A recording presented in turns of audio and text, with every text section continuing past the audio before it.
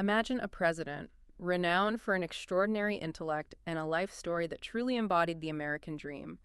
A man who rose from the most humble beginnings to the highest office in the land.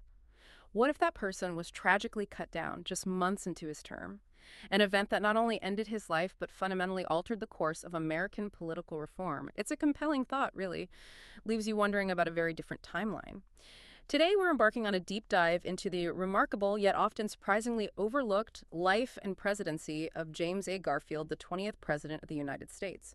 You might associate his name primarily with his tragically short time in office and his assassination, but as our sources reveal, his story is, well, it's far richer, more complex, and it offers profound insights into a pivotal era of American history.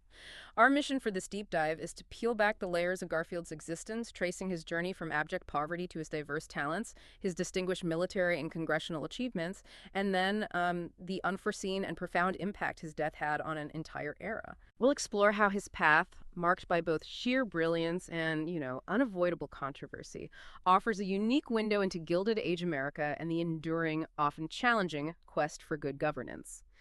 To guide us through this intricate narrative, we've brought together a fascinating collection of sources. We've delved into rich biographical accounts, meticulously detailed historical analyses, and even contemporary reports from his time, all to bring you the most essential nuggets of knowledge about this pivotal, yet sometimes forgotten figure. You're not just getting a summary, you're getting a curated exploration into his world. So prepare yourself for some genuine revelations as we uncover the man behind the tragic headlines. A figure who, despite his incredibly brief tenure, left an indelible, often misunderstood mark on American history. Let's dive in. The story of James A. Garfield begins in a place that has become almost an archetype in American political mythology, the log cabin. But for Garfield, this wasn't just a political ideal, it was the stark, defining reality of his earliest years. That's absolutely right. James Abram Garfield was born on November 19, 1831, in a log cabin in Moreland Hills, Ohio. He was the youngest of 5 children. And to truly understand him, you really have to grasp the stark reality of his origins. His father, Abram, died in 1833 when James was just a toddler, leaving him to be raised in genuine poverty by his strong-willed mother, Eliza. Our sources really underscore that this wasn't just some political slogan for Garfield, it was the crucible of his early life. That experience of being poor and fatherless left an indelible mark. It fostered a lifelong sensitivity to slights and a deep drive to prove himself, traits that biographers note frequently surface throughout his career. So his early life wasn't just tough, it profoundly shaped his character and ambition. And his mother, Eliza, sounds like an incredibly resilient woman. What was her influence on young James? Oh, Eliza Garfield's influence was monumental. She managed to raise 5 children in extreme poverty, sure, but she also instilled in James a powerful sense of pride and an intellectual curiosity. Our sources mention her sharing stories of their Welsh ancestry, including tales of a supposed ancestor who was a knight of Carefully Castle. This blend of genuinely humble beginnings and a deep-seated pride in his heritage is quite unique, and it offers a fascinating glimpse into the American dream of the 19th century. It speaks to a narrative where self-reliance, intellectual pursuit, and the potential for individual excellence, even against overwhelming odds, were not just ideals, but tangible possibilities. Garfield himself, later in life, expressed a profound sentiment of regret, saying, "I lament that I was born to poverty, and in this chaos of childhood, 17 years passed before I caught any inspiration," which really underscores the depth of his early struggles, despite the pride he found in his family's past. That's a powerful and quite poignant statement. And his path out of that poverty is equally remarkable, driven primarily by an insatiable intellect and, well, a relentless pursuit of knowledge that truly defined his early adult life. Indeed. Garfield's early life often reads like a classic Horatio Alger story of self-improvement. He left home at 16 in 1847, seeking work, which even included a brief stint as a canal boy, driving mules on the Ohio and Erie Canal. It was physically demanding, rough existence. However, an illness forced him to return home. It was during his recuperation that his mother and a local school official, recognizing his inherent intelligence, secured his promise to attend school for a year. This was the turning point. It set him on a completely different trajectory. He enrolled at Gaga Seminary from 1848 to 1850, where he immersed himself in subjects he hadn't had time for previously, quickly proving his intellectual mettle. He didn't just attend, he truly excelled there, didn't he? Going from manual labor on a canal boat to a serious academic environment like a seminary. That sounds like a monumental leap. What do sources tell us about his time there? He absolutely thrived. He showed a particular aptitude for languages and elocution, quickly developing a love for what he termed agitation and investigation. He recognized, almost instinctively, the profound power a speaker held over an audience. From Hangzhou, he moved on to the Western Reserve Eclectic Institute, which later became Hiram College, attending from 1851 to 1854. Here, he focused primarily on Greek and Latin, but was perpetually eager to learn and discuss anything new, embracing every opportunity for intellectual growth. Remarkably, he even taught classes there while still a student, which included teaching Greek to his future wife, Lucretia Rudolph. By 1854, he had essentially absorbed all the Institute had to offer. So he was teaching while still a student himself. Exactly. His intellectual journey didn't stop there, though. He then made another significant decision, enrolling as a third-year student at the prestigious Williams College in Massachusetts. He graduated from Williams in 1856, earning the distinction of Phi Beta Kappa and Salutatorian. He was profoundly impressed by the college president, Mark Hopkins, famously stating, "The ideal college is Mark Hopkins on one end of a log with a student on the other." This quote perfectly encapsulates his dedication to learning and the immense value he placed on direct, impactful mentorship over mere institutional structure. That really says a lot about his view on education. It does. What's truly striking here is how Garfield's incredibly difficult early struggles didn't deter him, but rather fueled a relentless, almost insatiable pursuit of knowledge and a deep understanding of the power of language. This was a skill that would ultimately define his entire public career. He wasn't just accumulating facts, he was actively mastering the art of communication and critical thought. It certainly makes one reflect on how this intensely self-driven experience uniquely shaped his later political views. His enduring appreciation for an educated electorate and his persistent focus on education reform, particularly for African Americans, seems to stem directly from this deeply personal journey. He understood firsthand that knowledge was the ultimate tool for upward mobility and informed citizenship. He literally pulled himself up by his bootstraps through sheer force of intellect and dedication. That's an astute observation. His experience is deeply ingrained in him the conviction that education was paramount, not just for individual advancement, but for societal progress as a whole. And his intellectual curiosity wasn't limited to formal education. Garfield was a true polymath, a man of an astonishing array of talents which truly set him apart in his era. Okay, let's dive deeper into that. A canal boy who then became a college president, a preacher in the Stone Campbell movement, a lawyer, and a published amateur mathematician who, in 1876, even developed his own proof of the Pythagorean theorem. He truly was a polymath, wasn't he? It's incredible how many diverse hats he wore and mastered before even stepping onto the national stage. He absolutely was. And our sources consistently highlight these multifaceted achievements as demonstrative of his extraordinary intellectual capacity. Take his proof of the Pythagorean theorem, for example. He reportedly developed this during mathematical amusements and discussions with other members of Congress, showcasing his ability to blend rigorous thought with social interaction. This proof was published in the New England Journal of Education, and mathematics historian William Dunham later called it really a very clever proof. Just something he did for fun with other members of Congress. Amazing. Pretty much. Then there's his legal career. He was admitted to the bar in 1861. A particularly notable case was Ex parte Milligan, where he successfully argued before the Supreme Court that civilians couldn't be tried by military tribunals as long as civil courts were operating, even under martial law. This wasn't just a legal victory for Garfield, but a landmark ruling affirming civilian control and due process even in times of war. A principle that still profoundly resonates in legal debates today. It was a politically risky move for a rising Republican to challenge such wartime authority, but he stood firm in his belief in English liberty and English law. That shows incredible courage and conviction, especially for someone relatively early in their legal career. And all of this remarkable intellectual and professional development was happening while he was becoming increasingly active in politics. He campaigned for the nascent Republican Party's first presidential candidate, John C. Fremont, in 1856, and was elected to the Ohio State Senate in 1859, serving until 1861. He also married Lucretia Rudolph, his former Greek student, in 1858, enriching his personal life amidst all this professional dynamism. These diverse experiences truly forged a formidable individual and prepared him for the tumultuous national stage that was about to erupt. He wasn't simply a politician, he was a scholar, a man of faith, and an intellectual force to be reckoned with.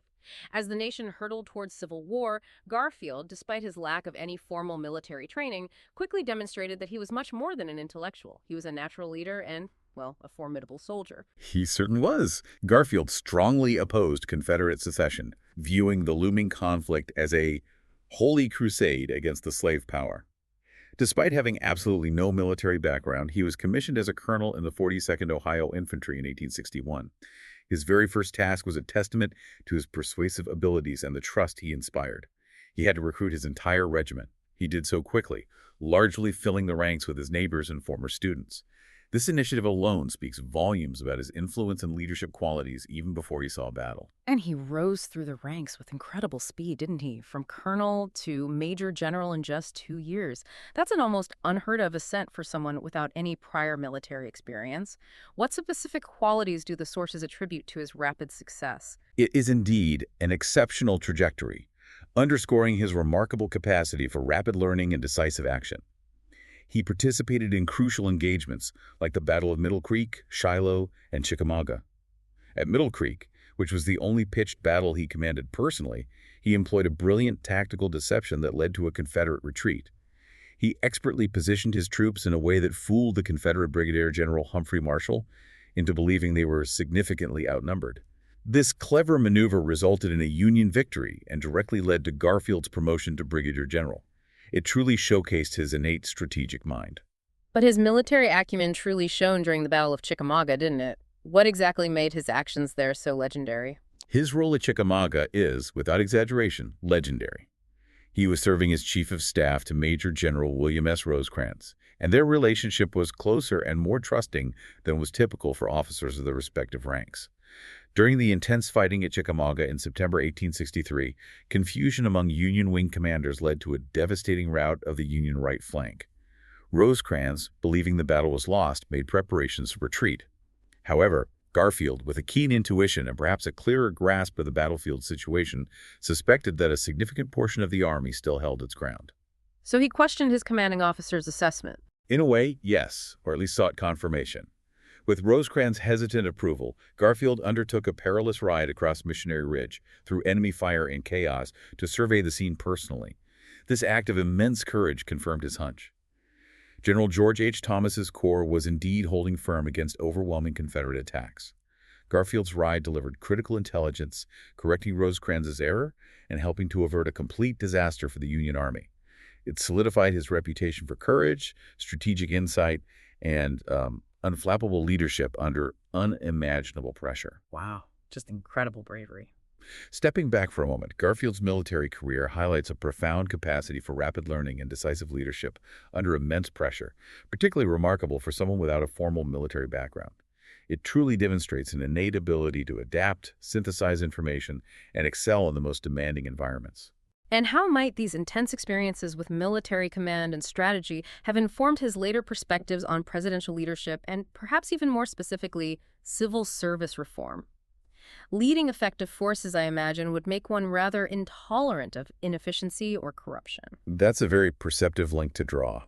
His time in the military undoubtedly taught him the critical importance of competence, merit, and clear lines of authority, especially in positions where lives and national outcomes were literally at stake. This first-hand understanding of effective organization, the devastating dangers of incompetence, and the need for clear accountability likely fueled his later powerful advocacy for a merit-based civil service.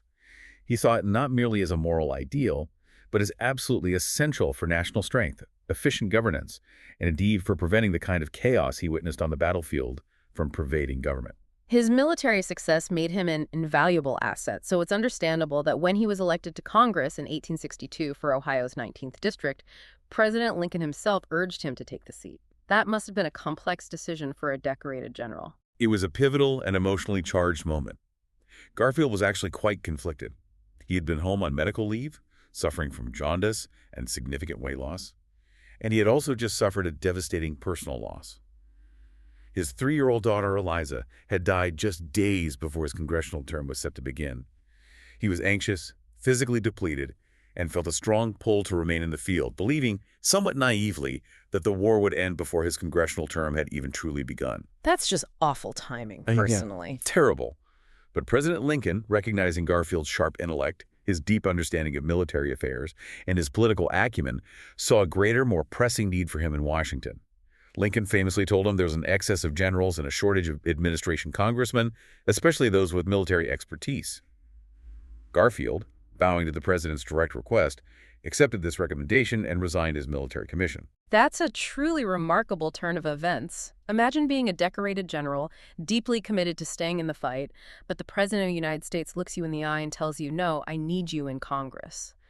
It speaks volumes about his perceived value, not just as a military leader, but as a strategic mind, essential to shaping wartime policy. It absolutely does. It also highlights the recognition of his unique ability to contribute to the war effort on multiple crucial fronts, both on the battlefield and in the legislative halls, where his firsthand insights into military operations and strategy would have been invaluable to national policy. Once in Congress, Garfield quickly became a vocal and influential legislator, initially aligning with the radical Republicans. He was a staunch radical Republican early on, wasn't he? Advocating for what some might consider pretty extreme measures to deal with the defeated Confederacy. Initially, yes, his positions were quite radical. He supported the confiscation of Southern lands and even at one point, the execution or exile of rebellion leaders as a means to permanently dismantle the system of slavery and its supporting power structures. He deeply felt that Congress had an overriding obligation to determine what legislation is necessary to secure equal justice to all loyal persons without regard to color. He not only favored the outright abolition of slavery, but believed that the leaders of the rebellion had, by their treasonous acts, forfeited their constitutional rights. His rhetoric was certainly fiery in those early years. But his views on Reconstruction seemed to evolve, didn't they? Moving from that initial, quite radical stance to a more moderate position over time. How did that shift manifest? They did, and it's a good example of his capacity for intellectual and political growth. While he remained a firm supporter of black suffrage and the crucial 13th, 14th, and 15th Amendments, which ensured citizenship, equal protection, and voting rights for African Americans, his approach to civil rights enforcement for freedmen later shifted toward a more moderate Republican alignment. For instance, while he hailed the ratification of the 15th Amendment as a triumph, he expressed perplexity and even opposition to certain aspects of the Ku Klux Klan Act of 1871. He clearly called the Klan terrorists, but he harbored significant constitutional concerns about the broad powers the act gave the president, including the suspension of habeas corpus. This demonstrates a nuanced evolution where he sought to balance his strong moral convictions regarding justice for freedmen with his deeply held constitutional principles and a concern about potential governmental overreach. He wanted to secure justice, but also maintain the delicate balance of liberty and law. So balancing justice with constitutional limits. And beyond civil rights, he also held very strong and consistent views on financial policy, particularly advocating for the gold standard, which was a huge debate in the post-Civil War era. That was indeed a consistent and unwavering thread throughout his entire career.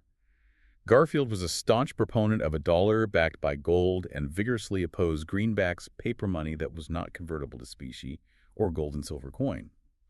He famously declared, "Any party which commits itself to paper money will go down amid the general disaster covered with the curses of a ruined people." He even delivered a powerful 2-hour speech in 1868 advocating for a gradual resumption of specie payments. This economic stance was not just a passing interest, it was a deeply held core belief that he consistently defended, seeing it as essential for national fiscal stability and prosperity. As he was shaping national policy in these crucial areas, Garfield was also navigating the murky and often corrupt waters of Gilded Age politics, which would inevitably test his principles and reputation. The Gilded Age, as we know, was a period of rapid industrialization, immense wealth creation, and unfortunately, it was also rife with political corruption and ethical ambiguities. Garfield, for all his integrity and intellect, couldn't entirely escape the scrutiny of the era's scandals. That's a very crucial point, and it's important to look at the nuances of these situations. He was implicated in the Credit Mobilier scandal in 1872, which involved deeply entrenched corruption in the financing and construction of the Union Pacific Railroad. He, along with several other congressmen, was offered stock in Credit Mobilier at par value, which was well below its actual market rate, representing a significant potential financial gain. While biographers generally agree he failed to tell the whole truth about the affair, the situation was complex and deeply embedded in the political norms of the time. Let's delve deeper into that. What exactly happened with Credit Mobilier? Was he directly corrupted, or was it more a matter of appearance? Well, our sources detail the specifics of the investigation. Oakes Ames, a congressman and one of the railroad officials who controlled Credit Mobilier, testified that he offered Garfield 10 shares of stock. Garfield initially denied having agreed to take the stock and claimed he never received a dividend. However, Ames later testified that Garfield had agreed to take the stock on credit, and that it was effectively paid for by the company's huge dividends. The key dispute revolved around a sum of $300 that Garfield received and later repaid. Garfield claiming it was a loan, Ames asserting it was a dividend. So a disagreement over $300 became central. Essentially, yes, and the interpretation of what it represented. Biographer Alan Peskin's conclusion offers a particularly nuanced perspective. Did Garfield lie? Not exactly. Did he tell the truth? Not completely. Was he corrupted? Not really. Even Garfield's enemies never claimed that his involvement in the affair influenced his behavior. Other biographers, like Ira Rutkow, suggest his real offense was that he knowingly denied to the House Investigating Committee that he had agreed to accept the stock and that he had also received a dividend.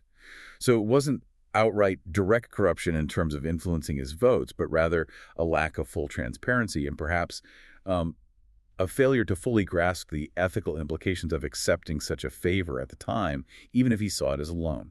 That sounds like a truly perilous situation for a politician, even if his intentions weren't malicious. These incidents truly highlight the ethical complexities faced by public figures in a rapidly industrializing and often ethically ambiguous era. What pressures did they face, and how did they navigate them when the lines between legitimate business and undue influence were so often blurred? That naturally leads one to wonder, how much responsibility does a public servant truly have to be fully aware of the ethical implications of financial dealings, even if they don't believe they are directly benefiting or if the benefit is indirect or unclear at the moment? It speaks to the broader issue of perception and the erosion of public trust in office, a challenge that in many ways continues to be relevant today. It was, a learning curve for politicians in a new kind of industrial and financial landscape. He also faced significant public backlash from the salary grab of 1873, a highly controversial measure that granted a 50% raise for Congress. Despite being chairman of the powerful House Appropriations Committee, he personally opposed the raise, and when it passed, he refused to accept the increase for himself. That must have been an incredibly difficult position to be in. It was indeed. And despite his personal opposition and his refusal to accept the increased salary, many of his constituents still blamed him simply because he was a prominent figure in Congress at the time. This public anger led to his closest congressional election win ever, illustrating the volatile mood of the electorate. These incidents, while damaging to his reputation in the short term, also reveal a man grappling with the ethical landscape of his time, sometimes stumbling but often holding firm to what he believed were his principles. Despite these challenges to his reputation, Garfield continued to rise as a prominent Republican star in Congress. He served on powerful committees like Ways and Means and Appropriations, wielding significant influence. Yes, and he actively used these influential platforms to advocate for his core beliefs. He was a vocal opponent of railroad land grants and corporate monopolies, which were enormous issues of the era, as these powerful entities often exerted undue influence on government. Interestingly, while he was deeply wary of corporate power, he also expressed strong opposition to workers' unions, even calling the Grange, a farmers' organization that advocated for collective bargaining, communism in disguise. This demonstrates a truly distinct political philosophy, not easily categorized into modern left or right. He seems to have sought a particular balance that he believed protected individual liberty and fair market competition from both overwhelming corporate control and what he perceived as the potential overreach of collective labor organizations. His opposition to both corporate monopolies and organized labor suggests a unique political philosophy for his time. What kind of balance do you think he was striving for, and how did that position him within the broader political debates of the Gilded Age?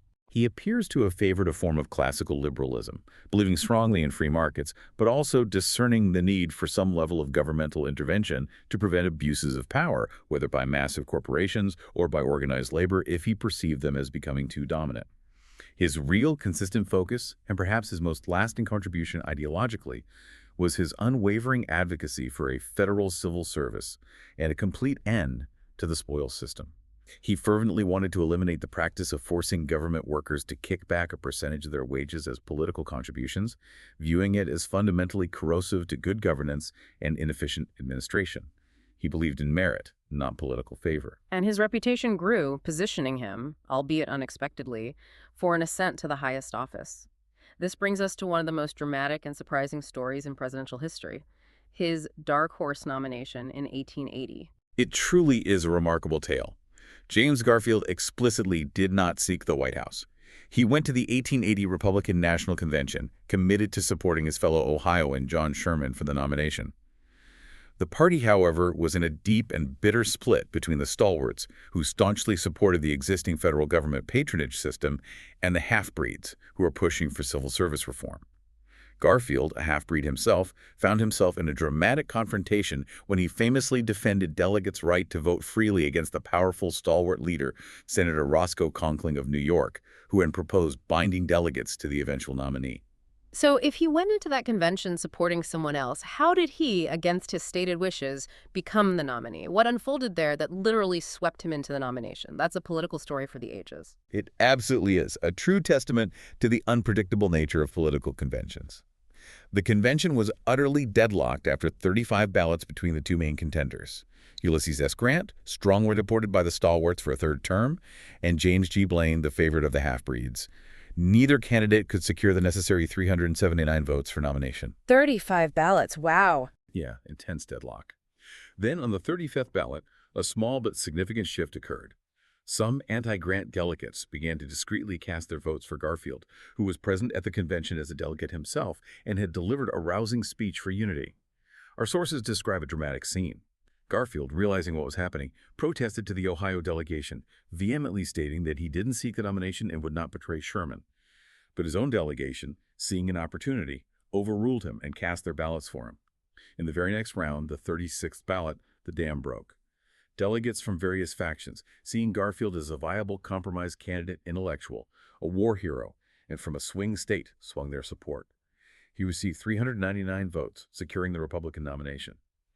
To balance the ticket and placate the disgruntled stalwarts, Chester A. Arthur, a prominent stalwart and former New York customs collector, was chosen as his vice presidential nominee. It was an astonishing turn of events, a testament to his unexpected appeal across party factions and the sheer power of his standing and oratory. Garfield's journey to the White House was certainly unconventional. But once in office, he immediately faced an enormous challenge: uniting a Republican Party that was deeply, almost bitterly, divided. He absolutely did. The animosity between the stalwart and half-breed factions was intense and deeply personal, consuming much of the early part of his brief presidency. To appease the half-breeds who had ultimately supported his nomination, Garfield made a significant appointment. James G. Blaine, a half-breed leader and former presidential contender, as his Secretary of State. This was a prestigious position, but it also, perhaps inevitably, set the stage for a dramatic showdown over political control. And that showdown eventually came with Senator Roscoe Conkling, the powerful stalwart leader from New York, over a key patronage post, didn't it? This wasn't just about personalities, was it? Precisely. The feud reached its dramatic climax over Garfield's appointment of William H. Robertson, a Blaine faction leader and a staunch reformist, as collector of the Port of New York. This position was not just any job. It was a hugely lucrative and immensely influential patronage post, controlling thousands of federal appointments and generating substantial revenue. Conkling, adhering to the principle of senatorial courtesy, an unwritten but powerful rule giving senators immense sway over presidential appointments in their home states, expected to control such appointments in New York. But Garfield defiantly asserted his presidential authority, viewing this as a direct challenge to the power of the executive. He articulated his firm intention to settle the question whether the president is register and clerk of the Senate or the executive of the United States. He was determined to challenge the patronage system head-on and reclaim presidential power. That's an incredibly bold move, especially for a new president trying to unite his party. What were the immediate repercussions of this direct challenge to Conkling's authority? Garfield, with characteristic resolve, refused to back down. He made it clear he would not compromise, even threatening to withdraw all nominations if Robertson wasn't confirmed. In response, Conkling, along with his fellow New York Senator Thomas C. Platt, dramatically resigned their Senate seats. They did this hoping to seek vindication by being re-elected by the New York legislature, effectively challenging Garfield's authority and daring him to face public judgment. However, their gamble failed spectacularly. They found only further humiliation when the legislature, after a protracted and embarrassing deadlock, ultimately elected others in their places. Robertson was confirmed, marking a clear and decisive victory for Garfield and a significant enhancement of presidential power over entrenched senatorial patronage. This wasn't just a personal feud, then. It was a constitutional battle over the fundamental power dynamics between the executive and legislative branches, and indeed the very future of political appointments in America. It seems Garfield was intent on asserting the power and independence of the presidency right from the start. He absolutely was. He handled the confrontation with remarkable resolve, demonstrating a president with a clear vision and the courage to act on it, despite immense internal party strife. And beyond this political maneuvering, even in his few months in office, Garfield asserted a clear and ambitious reform agenda across various fronts. That's quite striking. In just a few months, he's taking on powerful senators, saving the country money, appointing Supreme Court justices, and pushing for huge reforms in the post office and education. This certainly wasn't a passive president simply biding his time. Far from it. His early accomplishments clearly demonstrate a president with a profound vision and the courage to act on his convictions. In terms of financial reforms, for example, he acted decisively. He ordered Treasury Secretary William Windom to refund the national debt by calling in older, higher-interest 6% bonds and issuing new 3% bonds. This shrewd financial move saved American taxpayers an estimated $10 million, a very substantial sum for the era, demonstrating his commitment to fiscal responsibility. He also successfully renominated Stanley Matthews to the Supreme Court, whose confirmation had been contentious due to opposition stemming from Matthews' controversial past prosecution of a newspaper editor who had aided runaway slaves. Matthews was confirmed by a narrow 24-23 vote, a testament to Garfield's perseverance. And his commitment to civil service reform, a cause he'd championed in Congress, remained central to his platform as president, didn't it? Absolutely. Garfield deeply sympathized with the growing chorus of reformers, firmly believing the spoils system fundamentally damaged the efficiency and integrity of the presidency and the government as a whole. He didn't just talk about reform, he acted decisively. When widespread corruption was exposed in the post office's Star Route contracts, which involved contracts for mail delivery in remote areas, often riddled with profiteering rings and fraud involving his own campaign manager, Stephen W. Dorsey Garfield demanded Assistant Postmaster General Thomas J. Brady's resignation and immediately ordered prosecutions. He famously vowed to root out the corruption to the bone, regardless of where it led within his own party. Brady resigned and was later indicted, though eventually acquitted. This was a bold and politically risky stance against deeply entrenched political interests within his own party, signaling his seriousness about reform. So he went after corruption even when it touched his own campaign. He did. He also possessed a profound and unwavering commitment to civil rights and education for African Americans. He recognized that while freedmen had gained citizenship and suffrage through the Reconstruction Amendments, their rights were being systematically eroded by Southern white resistance, violence, and widespread illiteracy. He feared that without proper support, Black Americans would become a peasantry, locked into economic and social subjugation. To counter this, he proposed a universal, federally funded education system, aimed specifically at combating illiteracy in the South. This was a truly visionary proposal, far ahead of its time. Although Congress had, by his presidency, largely lost interest in robust federal intervention on African American rights, Garfield continued to advocate for it and made a point of appointing several African Americans to prominent federal positions, including the esteemed Frederick Douglass as Recorder of Deeds in Washington. That naturally leads one to wonder. Imagine the profound and lasting impact of these ambitious initiatives had he been granted a full term, particularly that universal education system for African Americans, which Congress had effectively abandoned by then. It could have fundamentally reshaped the South, and indeed, the entire trajectory of American society. It's a powerful what if. His vision was truly progressive for the era, and his ambitions weren't just domestic. He also pursued a remarkably ambitious foreign policy agenda, leaning heavily on his Secretary of State, James G. Blaine.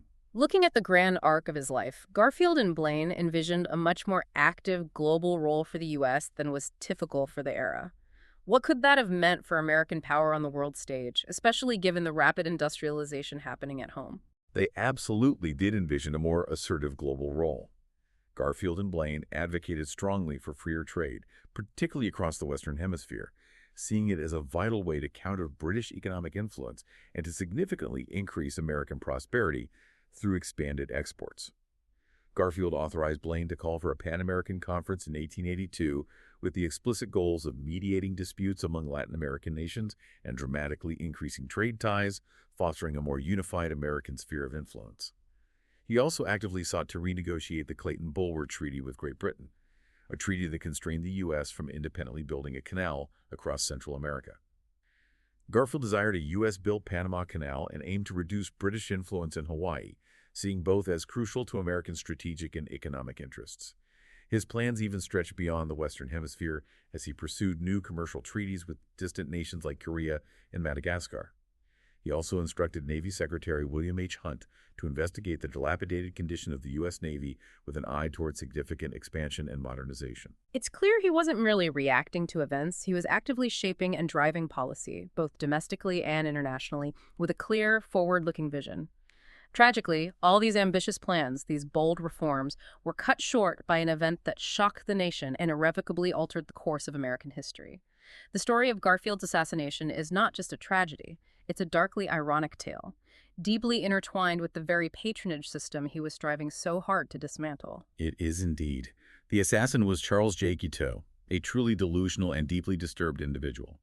Guiteau had pursued various professions, law, theology, journalism, with virtually no success, failing spectacularly at everything he attempted. By 1880, he had convinced himself that he was entitled to a prestigious federal office for his supposed contributions to Garfield's election. His contribution amounted to writing and briefly delivering a speech titled Garfield versus Hancock, which he then had printed by the Republican National Committee. He genuinely believed this meager effort entitled him to a consulship in Paris, despite lacking any qualifications whatsoever, including speaking French. So he wasn't just a random lunatic acting in isolation. He was intimately entangled in the very patronage system Garfield was intent on ending. It's a profoundly dark twist of fate, isn't it? The very system Garfield wanted to abolish arguably set the stage for his own demise. The irony is truly profound and tragic. Guiteau made repeated, increasingly desperate attempts to secure this coveted position, even managing to meet with Garfield and Secretary of State Blaine. Blaine, seeing his obvious lack of qualifications and his erratic behavior, bluntly refused him. Following this rejection, Guiteau's delusions intensified. He became convinced that he had lost the position because he was a stalwart and that Garfield's death would somehow miraculously unite the Republican Party, leading to rewards for fellow stalwarts, including himself, with Chester A. Arthur as president. Medical experts who later examined Guiteau during his trial often assessed him as either a narcissistic schizophrenic or a clinical psychopath, highlighting the severe mental instability behind his actions. And so, fueled by this twisted logic and profound delusion, he resolved to kill the president. Yes. On July 2, 1881, Guiteau found his opportunity. Garfield, like most presidents of the era, had little to no security, and his movements were often published in local newspapers. Guiteau knew Garfield would be departing by train from the Baltimore and Potomac Railroad Station in Washington, D.C., heading for New Jersey to escape the oppressive summer heat. Guiteau concealed himself in the station. Garfield was there with Secretary of State Blaine deep in conversation and preparing to board when Guiteau suddenly stepped forward, pulled out his revolver, and shot Garfield twice, once in the back and once in the arm. Guiteau was quickly apprehended, and as he was captured, he chillingly declared, "I did it! I will go to jail for it! I am a stalwart, and Arthur will be president." The wound itself wasn't immediately fatal, which makes the subsequent events all the more agonizing and tragic. It became a grim testament to the state of medical science at the time, ironically, more dangerous than the bullet itself. Indeed. One bullet merely grazed his arm, but the other lodged in his abdomen, shattering a rib but initially missing any vital organs. Garfield, in immense pain and shock, exclaimed, "My God, what is this?" Among those present at the station, deeply distraught and shaken, was Robert Todd Lincoln, the son of Abraham Lincoln, who was tragically recalling his own father's assassination just 16 years earlier. Garfield was immediately moved to a private office in the station, where several doctors examined him, and he was then transported to the White House. Lincoln was there. Oh, how awful for him. Just terrible. The truly crucial detail here, as our sources emphasize with stark clarity, is the devastating role played by unsanitary medical practices. Dr. Willard Bliss, the physician who took charge of Garfield's case, along with approximately a dozen other doctors, repeatedly probed the wound with unsterilized fingers and instruments in an attempt to locate and extract the bullet. This was regrettably a common practice at the time, but it was disastrously unhygienic in light of emerging medical understanding. Unsterilized fingers, just probing the wound. Yes. A particularly striking detail is the stark contrast between the known advances in antisepsis, spearheaded by the brilliant British surgeon Joseph Lister, whose work was indeed known to American doctors, and the widespread refusal of many American medical professionals at the time to adopt these revolutionary practices. This tragic failure to embrace basic germ theory directly contributed to Garfield's prolonged suffering and ultimately his death, as infection set in quickly and severely. So he endured a prolonged agony, suffering for 79 days, essentially from the very hands that were meant to save him. That's a truly heartbreaking detail. That's an accurate and deeply unfortunate summation. Garfield suffered immensely over those 79 days. Doctors inserted a drainage tube for an abscess that developed, a procedure which, rather than helping, likely worsened the infections. He endured dramatic weight loss, plummeting from 210 pounds to a skeletal 130 pounds. Even Alexander Graham Bell, renowned for his invention of the telephone, became involved, attempting to locate the bullet using a primitive metal detector he had developed for the purpose.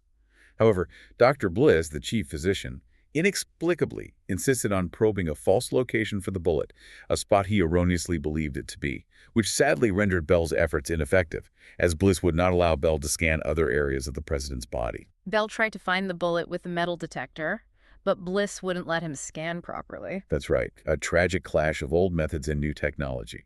Amid such a grim scene of suffering, there's a curious detail. He literally had one of the first successful air conditioning units keeping him comfortable. Air conditioning back then, really? It's an interesting historical footnote amidst the tragedy. Engineers from the Navy and other scientists worked together to develop a system where air was propelled by fans over some 6 tons of ice per day, which successfully reduced the temperature in his sick room by about 20 degrees Fahrenheit. It was one of the earliest successful air conditioning units, illustrating the desperate, if ultimately insufficient, efforts made to alleviate his suffering, even as the fundamental medical approach was fatally flawed. A small comfort in a terrible situation. Modern medical experts and historians have extensively debated Garfield's case. Many argue today that his wounds were, in fact, distinctly survivable with modern knowledge and antiseptic techniques.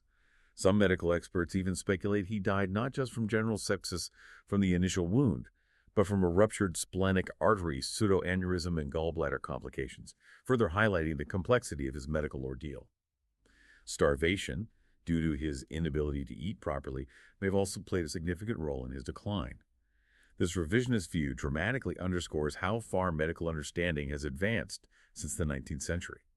Our sources also provide a poignant anecdote that revealed a glimpse of Garfield's inherent compassion amidst his personal agony.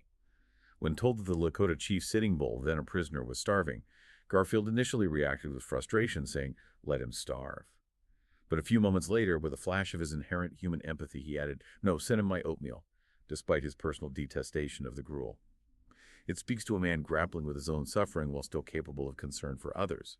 Wow, even in that state. Send him my oatmeal. That truly leaves one to wonder.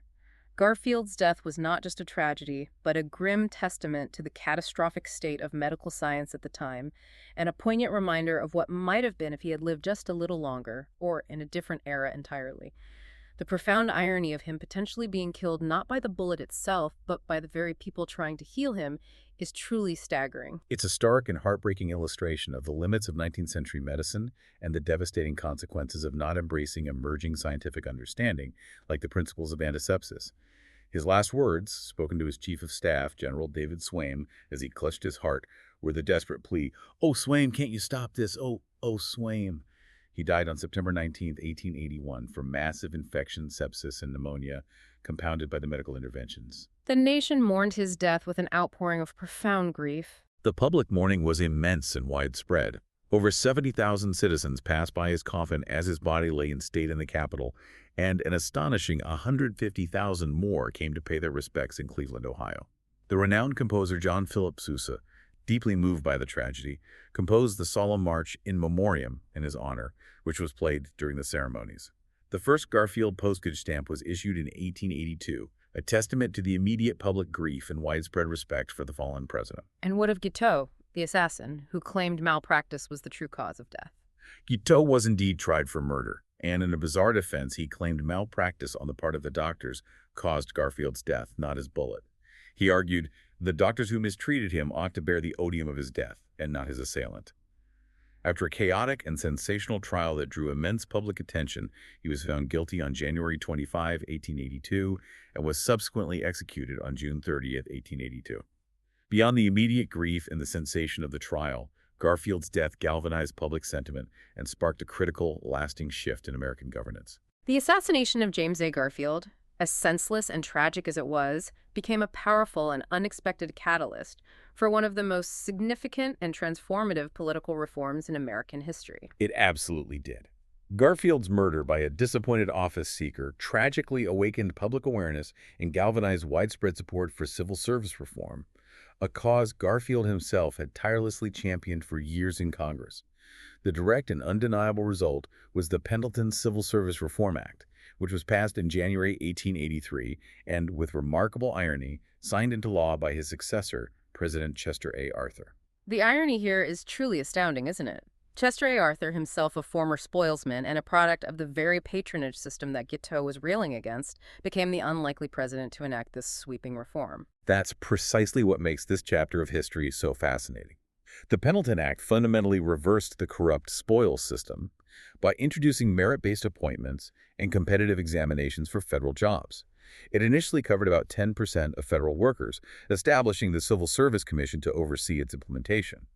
For Arthur, who was deeply associated with the New York patronage machine that Conkling had controlled, signing this act became his most noteworthy achievement, completely defying expectations. It's a direct, tangible, and incredibly significant legacy of Garfield's death, profoundly changing how government jobs were filled and significantly reducing political corruption, moving the country towards a more professional and less partisan public service. So despite his incredibly brief time in office, Garfield's tragic end led directly to a monumental transformation that he himself had advocated for years. Yet his historical reputation has been quite varied over time.